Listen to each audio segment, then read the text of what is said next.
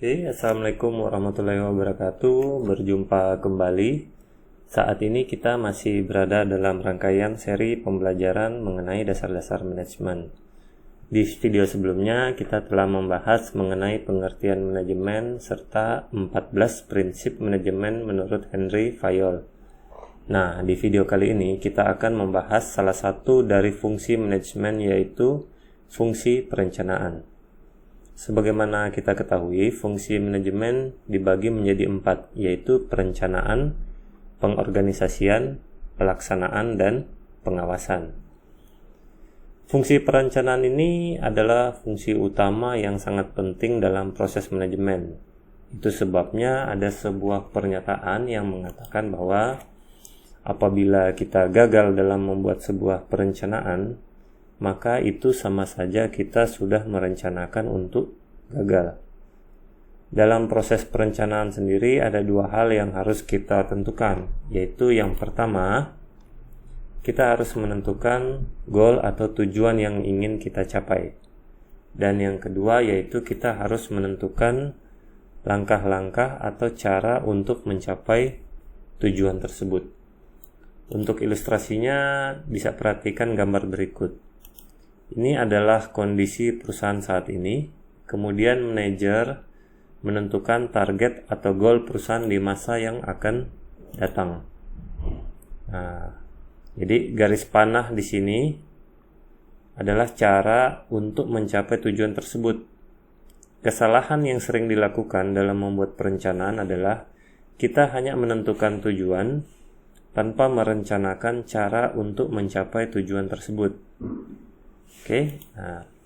Berikut ini adalah langkah-langkah atau panduan dalam membuat perencanaan yang baik dan benar. Langkah pertama adalah kita harus menentukan terlebih dahulu tujuan yang akan kita capai. Selanjutnya, kita melakukan identifikasi sumber daya yang kita miliki serta posisi perusahaan saat ini. Langkah ketiga adalah kita menyusun strategi pencapaian tujuan berdasarkan sumber daya serta kondisi perusahaan saat ini. Dan yang terakhir adalah action.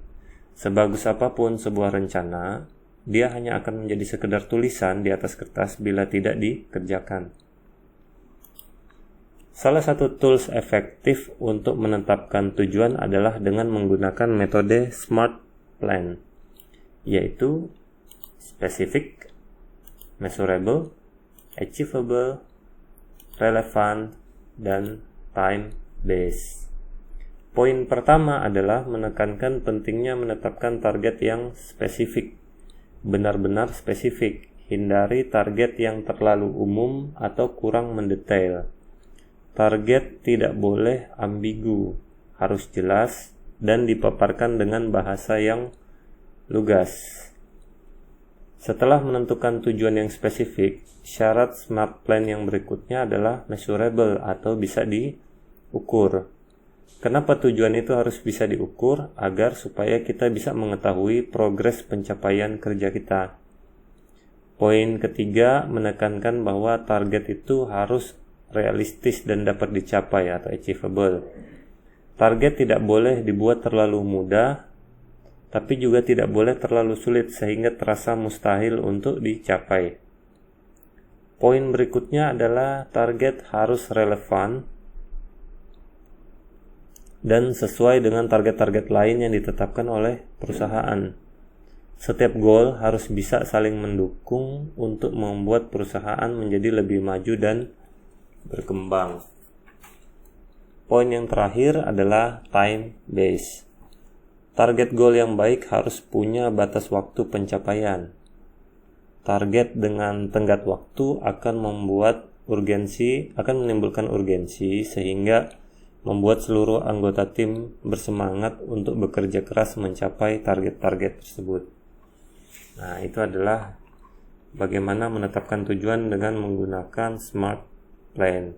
Berikut ini adalah beberapa contoh penerapan goal dengan menggunakan SMART Plan. Jadi di sebelah kiri adalah contoh goal yang tidak smart atau tidak memenuhi kaidah smart, karena contohnya di sini adalah bisa mengetik cepat. Tapi goal yang smart itu seharusnya bunyinya seperti ini. Bisa mengetik dengan kecepatan minimal 30 kata per menit sebelum lulus dari Amik. Jadi di situ ada ukuran yang bisa dicapai dan ada standar waktunya, gitu ya. Atau contoh berikutnya misalnya perusahaan tumbuh dan berkembang, di sini tidak bisa dikategorikan sebagai smart goal. Sementara kalau kita mau menyesuaikan maka harus diganti menjadi omset perusahaan tumbuh 10% dibandingkan tahun sebelumnya. Nah, contoh yang berikutnya lagi adalah karyawan menjadi disiplin. Ini juga tidak bisa dikategorikan sebagai smart plan. Harusnya diganti menjadi jumlah keterlambatan karyawan kurang dari 2% setiap bulannya. Oke? Nah, jadi demikian video kali ini. Di video yang berikutnya nanti kita akan membahas mengenai cara untuk mengidentifikasi kondisi perusahaan dengan menggunakan analisis SWOT. Seperti biasa, apabila ada hal yang kurang dimengerti, boleh silahkan bertanya di kolom komentar. See you in the next video. Wassalamualaikum warahmatullahi wabarakatuh.